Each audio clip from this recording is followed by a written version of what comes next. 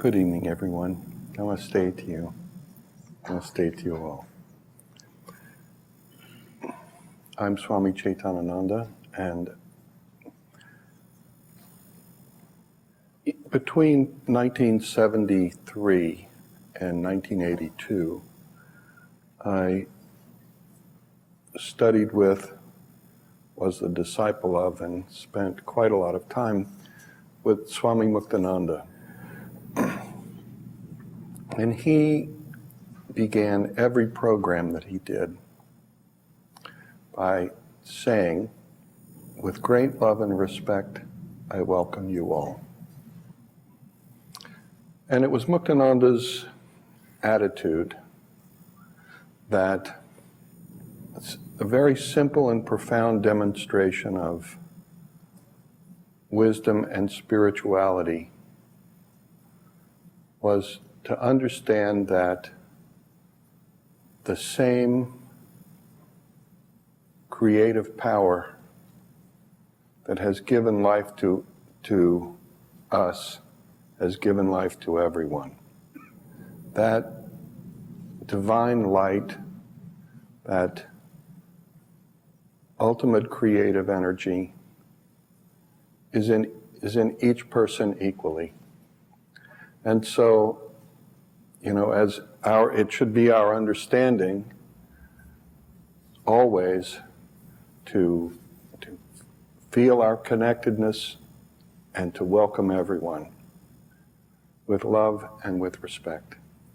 So it's with great love and respect that I, and the example of my gurus, that I welcome you this evening to the Movement Center.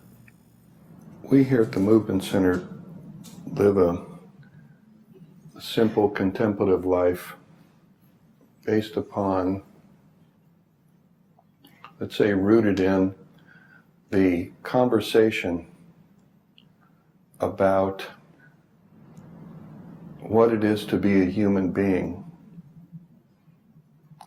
and how it is that we might experience the fullness of our own humanity.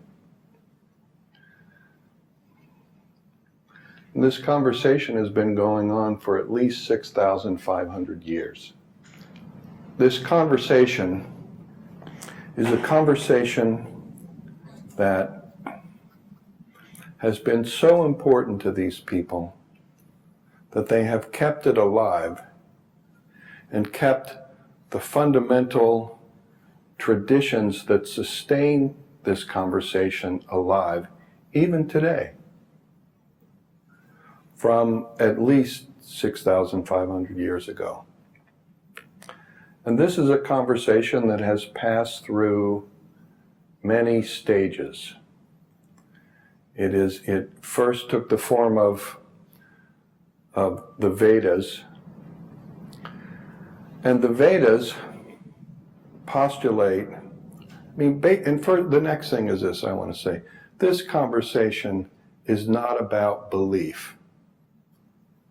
This conversation is about examining your own experience and understanding that whatever is in your own experience is everywhere, and whatever is not in your experience is nowhere. But in saying that, I'm kind of jumping ahead, getting a little ahead of myself. But still, this conversation is about examining our experience. It's not about believing in anything other than ourselves. And this experience this conversation goes through the topic of the value of community and the purpose of individual life. And in the Vedas, they begin to talk about the idea that a much more profound experience, a much more profound life experience is available to human beings than they ordinarily access. There is a much more profound, a much richer, a much finer, a much bigger in every way experience is available to us than the experience that we're presented with as we're born in the context of our family and, their whatever that circumstance is and however that circumstance rolls out. And this understanding that there is something much richer and more beautiful, a life that is richer and more beautiful, is available to us from within ourselves, requires a kind of a rebirth, if you will, the beginning of a second life. And in this, in the Vedas, people who have this rebirth are called Brahmins. And Brahmins, people who have the knowledge of the nature of the world and our human body and this human life. Brahmins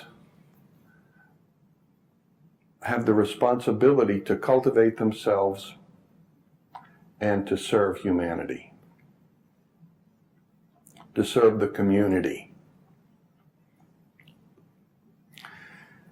As this conversation rolls on, there are, beyond the Vedas, a group of texts called the Brahmanas, which speculate on about the power of ritual. And then the Aranyakas, which further speculate on the power of ritual, and the Upanishads, which represent a transition in the whole conversation, and a kind of, as the Upanishads happen, a kind of rejection of ritual and an appreciation that the ultimate reality is to be found by each of us within ourselves. This extraordinary and richer, more profound life is available to each of us, but it's necessary in the Upanishadic period. The idea is it's necessary to pull ourselves out of the patterns that we are expressing in our ordinary life. And there's also some political thing going on here, because there is, the Brahmins at some point have clearly come to dominate the communities, or at least to be engaged in some kind of competitive, competition for domination. And the Upanishads are rejecting that whole engagement, and reminding us that profounder, richer life,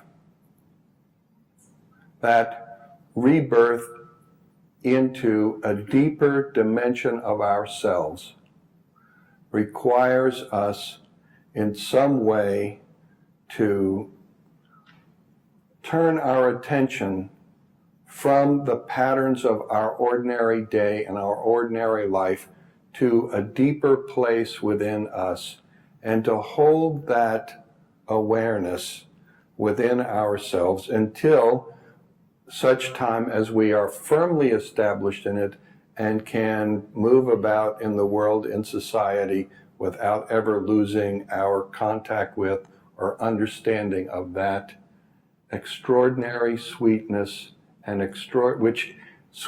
which is also an extraordinary wisdom which is ever present inside us.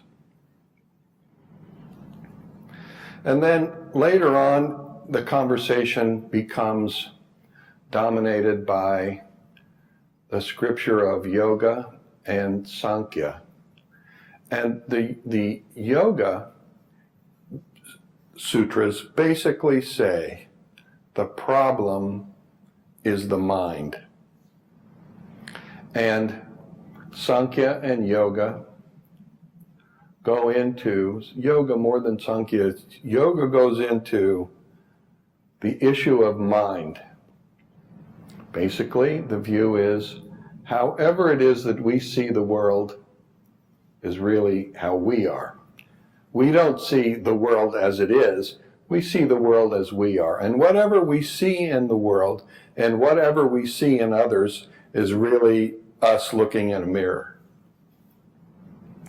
And so yoga, and this is not asana practice, yoga is about coming to the awareness of our own tensions and our own attitudes, and beginning to address those tensions and those attitudes for the sake of our own life experience, and also for the sake of the life experience of those people whom we share our life with. Because, of course, if we're closed and negative, or just closed, that's not adding any benefit to anybody's life. Yoga talks about managing the mind.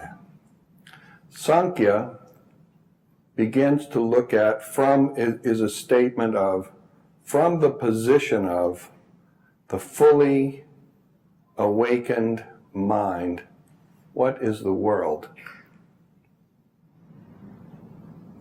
And Sankhya says, essentially, the world is